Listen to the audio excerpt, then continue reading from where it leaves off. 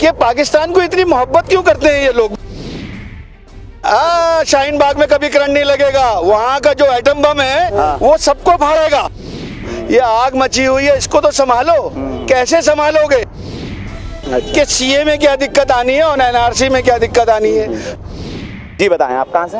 मैं यहीं से हूँ, जामा मस्जिद से असलम खान हूँ। जी, जी, जी। जैसे कि इन्होंने बताया कि मैं किराएदार हूँ, तो हर आदमी किराएदार नहीं है, मालिक मकान भी है। अगर किराएदार हैं तो इनका वोट लिस्ट में नाम ही कहाँ से आएगा?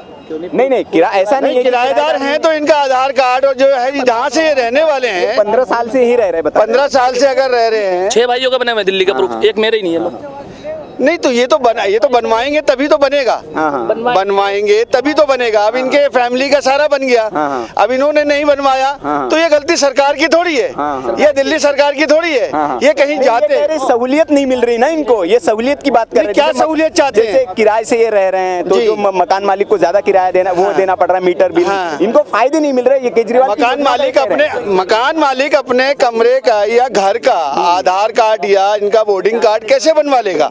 मकान का मालिक कैसे बनवा लेगा? आप ही बताइए। मैं आप ही के माध्यम से मकान मालिक को नहीं कोस रहे, ये कह रहे कि किराएदारों के लिए भी कोई योजना लानी चाहिए केजरीवाल ने, ये कह रहे हैं। तो जैसे डायरेक्ट बिजली मिल जाए, घर मिल जाए। हमारे केजरीवाल जी दिल्ली स्टेट संभाल रहे हैं, जो सेंटर में बैठे हैं, ये बात तो उनसे कहना चाहिए ना। ये स्कीम तो पूरे हिंदुस्तान के लिए होना चाहिए। अच्छा, ये पूरे हिंदुस्तान के लिए होनी चाहिए, ये बात सही है इनकी। ये हिंदुस्तान मतलब ये कह रहे हैं कि मोदी जी को ऐसी स्कीम लानी चाहिए। बिल्कुल लानी चाहिए। अच्छा, ये स्टेट में बैठ के अगर दिल्ली की ही बात करें। अच्छा चलिए, ये बताइए दिल्ली चुनाव में मुद्दे क्या है बड़े, किस पर वोट डालेगी जनता घर से निकल के? भाई केजरीवाल आपका काम दिख रहा है। अच्छा, आपको दिख रहा है कि काम क्या हुआ है। लेकिन बीजेपी दूसरे मुद्दे उठा रही है। वो उठाती रहे, कोई दिक्कत नहीं है, उससे कोई परेशानी नहीं है। दबाव की करंट उधर लगना चाहिए शाहीन बाग में।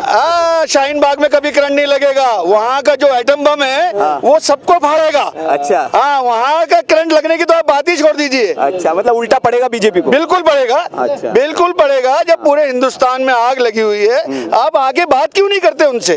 शाहीन बाग में जो लोग बैठे हैं 1.5 महीने 2 महीने से, तो उनकी समस्याओं को समझें, अपनी बात रखें, उनकी बात समझें कि वो क्या कहना चाहते हैं। वो सिर्फ ये कहना चाहते हैं सीए और एनआरसी जो लाना चाहते हो उसको आप बिल्कुल खत्म कर दीजिए, वापस ले लो। लेकिन वो ये तर्क दे रहे हैं असलम भाई, वो ये कह रहे कि भैया असलम भाई को कोई दिक्कत नहीं है इससे, जो बाहर से आए हुए हैं, जो बांग्लादेश से आएंगे, अफगानिस्तान, उन मुसलमानों को दिक्कत है, हमारे असलम भाई को इससे कोई दिक्कत नहीं है। तो ये समझाए क्यों परेशान? ये समझाते क्यों नहीं है? ये आगे रैलियों में कह रहे हो, रैलियों में कह रहे हैं। रैलियों में कहने से कुछ नहीं होता। आप चाहते हैं कि आए सामने आके बात करें, जो हमारे बैठे हैं ऊपर उनसे बात करें। हम लोगों ने पहुंचाई है वहां तक बात। हमारे जो कानून मंत्री हैं अपने जो देश को कर रहे हैं, तो उनसे भी कहा गया है। मतलब कुल मिलाकर जो समझ में आ रहा है कि शाहीन बाग की समस्या सिर्फ इतनी है कि कोई बीजेपी नेता वहां आकर समझाए। शाहीन बाग या देश भर में जो प्रदर्शन चल रहे हैं तो हो सकता है, लेकिन बीजेपी नेता कोई जा नहीं रहा है, ये इनकी दिक्कत है और इनसे कोई वार्ता नहीं कर रहे हैं। थोड़ा सा हम असलम भाई से और समझेंगे। और बताइए असलम में क्या दिक्कत, क्या है जेन्युइन दिक्कत जो आप सरकार तक आपकी पहुंचेगी? मतलब सीए में और एनआरसी में क्या दिक्कत लग रही है आपको? सीए एनआरसी का सबसे पहले तो इन्होंने समझाया ही नहीं कि सीए में क्या दिक्कत आनी है और एनआरसी में क्या दिक्कत आनी है। जो लोग समझ रहे हैं उसका प्रोडक्ट कर रहे हैं, तो उनसे आगे बात क्यों नहीं करता है कोई? कंफ्यूजन है, मतलब कंफ्यूजन है, पता नहीं, लोगों को डर है। क्योंकि आप जानते हैं भारतवर्ष के अंदर मैं जानता हूं कि 60% एजुकेशन नहीं है, अब जाके शुरू हुई है। आने वाले टाइम में रेट लोग ज्यादा है, बिल्कुल, तो उससे डर है।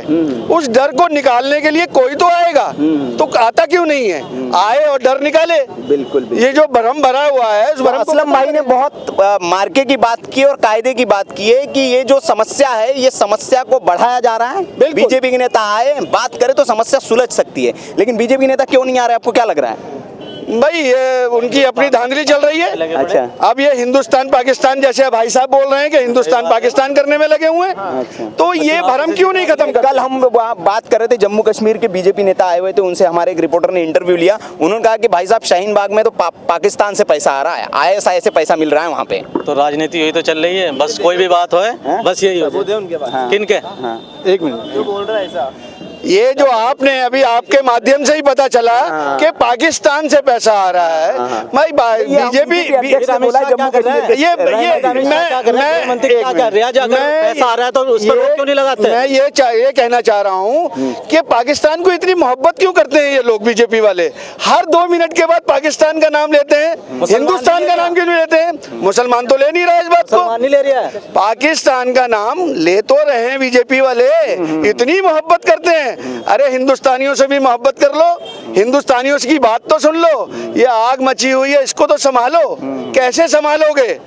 तो मैं तो आपके माध्यम से मैं यही कहना चाहता हूँ कि आगे इस चीज को सर्टिफाई करें कि ये क्या है। ये मांग है और उम्मीद करते हैं कि बीजेपी नेता अगर देखे इसको सुने तो असलम भाई की बात को सुनेंगे।